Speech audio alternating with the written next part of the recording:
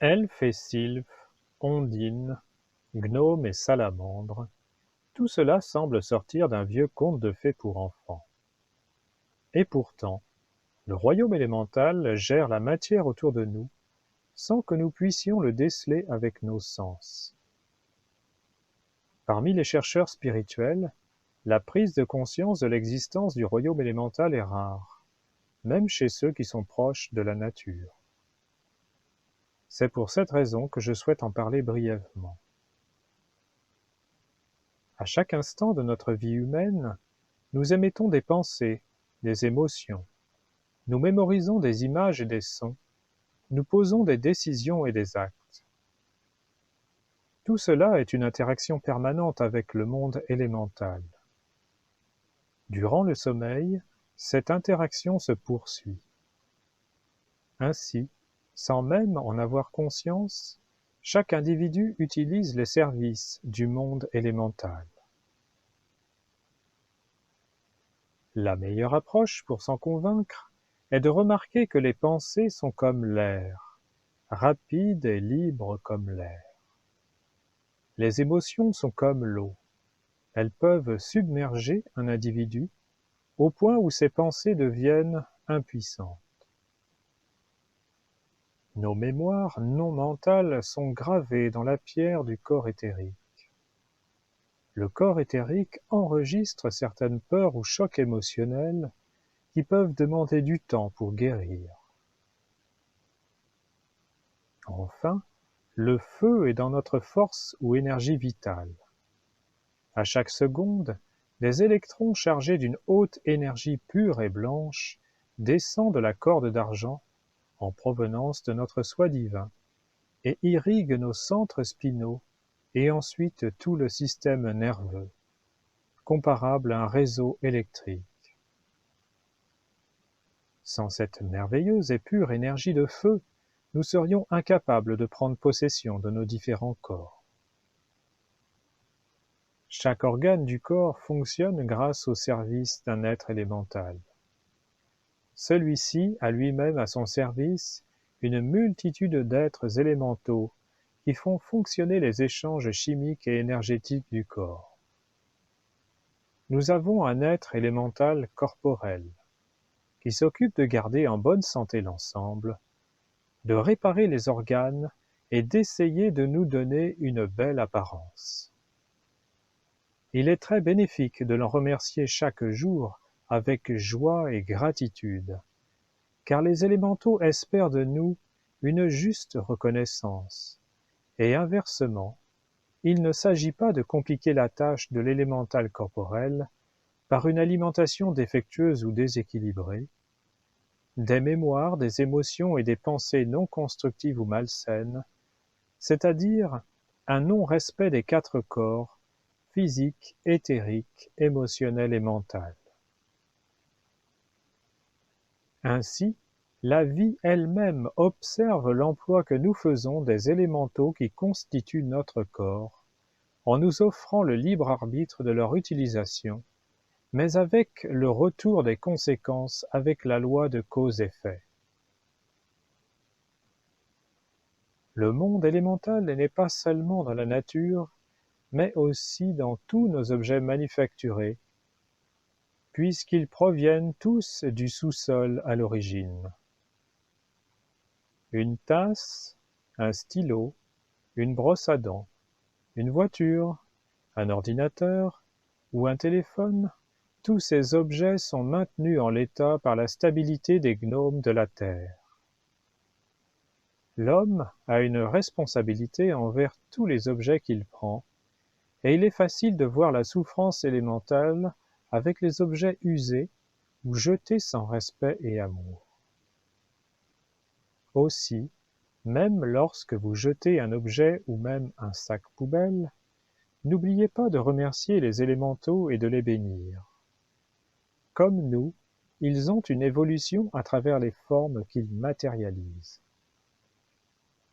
L'étudiant qui souhaite progresser vers la maîtrise des éléments doit tout d'abord discipliner son propre monde avec patience et détermination, en se corrigeant de ses mauvaises habitudes de pensée de désir et d'action, et en écoutant les impulsions de son cœur, qui est directement relié à sa divinité personnelle. Actuellement, la société humaine éduque les individus avec l'habitude de gérer chaque situation par l'intellect, lui-même relié au sens extérieur. Or l'extérieur est ce qui est le plus instable et illusoire.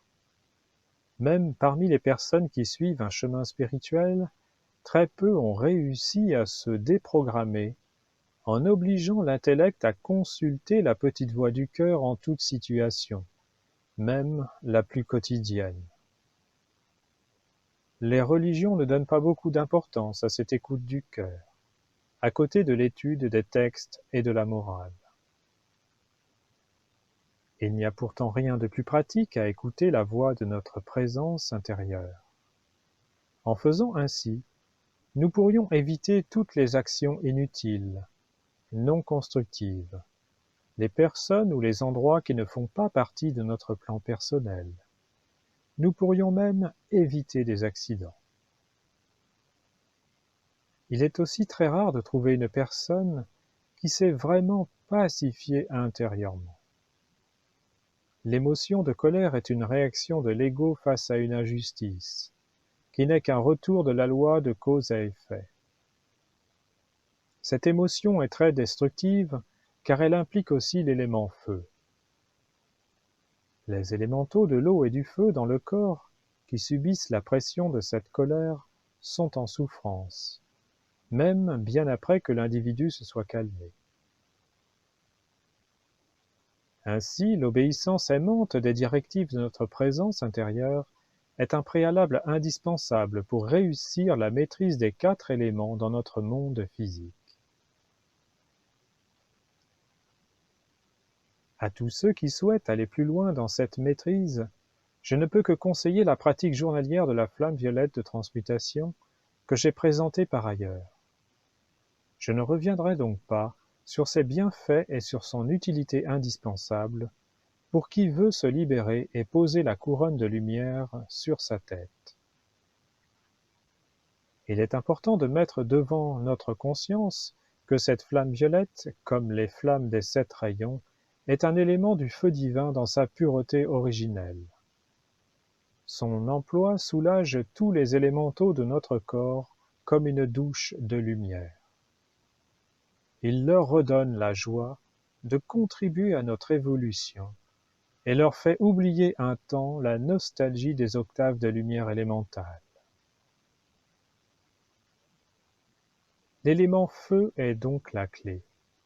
Les autres éléments sont purifiés par les subtiles salamandres de feu, et si nous en sommes l'intermédiaire aimant, ces autres éléments, ondines, sylphes et gnomes, seront plus disposés à nous servir en retour. L'élément air est le plus facile à aborder, car le moins dense. Notre demande d'aide doit toujours être humble et légitime.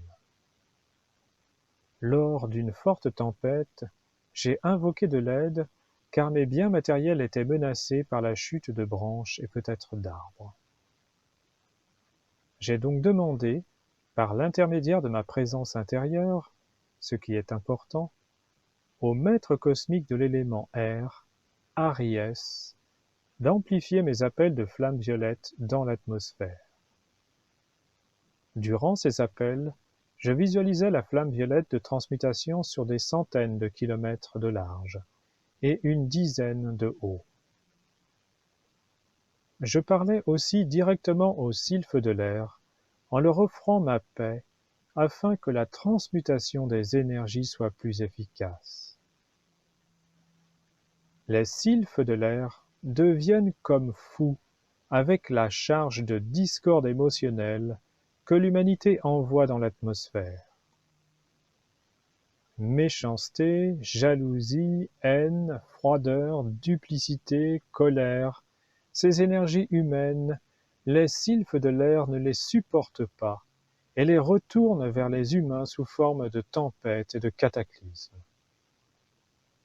Les maîtres ascensionnés nous ont révélé que ce n'est que par le contrôle des maîtres cosmiques des éléments que l'humanité n'est pas anéantie par sa propre création de discorde. Au bout de 30 minutes d'appels soutenus et visualisés dans l'atmosphère, je continue en méditation, non sans avoir ressenti des frissons de grâce comme réponse. Le vent s'apaise au bout d'1 à 3 heures. Une nuit de grand vent, il s'est même arrêté complètement. On aurait pu allumer une bougie dehors. 1 heure plus tard, celui-ci reprenait, mais sans violence. J'ai donc, à chaque tempête menaçante, repris le même processus, et plusieurs fois avec des résultats qui dépendaient de la qualité de ma concentration. Le vent faiblissait, puis remontait sans violence. Dans le cas de tempêtes massives couvrant plusieurs centaines de kilomètres, l'effet était moindre ou plus bref. Je ressens alors que l'humanité dont je fais partie ne peut échapper à ce retour karmique. Néanmoins, le danger est écarté pour mon lieu de vie. Certains se demandent quand reviendront les temps bibliques où l'homme était capable de commander aux forces de la nature. Ces temps sont peut-être pour bientôt si la coopération aimante entre le royaume élémental et le royaume humain et angélique devient une réalité. Je vous conseille la lecture de la leçon 6 des leçons essentielles de Géraldine Innocente, ainsi que le livre Discours des maîtres des éléments, volume 5, collection blanche aux éditions Monclar. André Riviera pour contemplativeart.com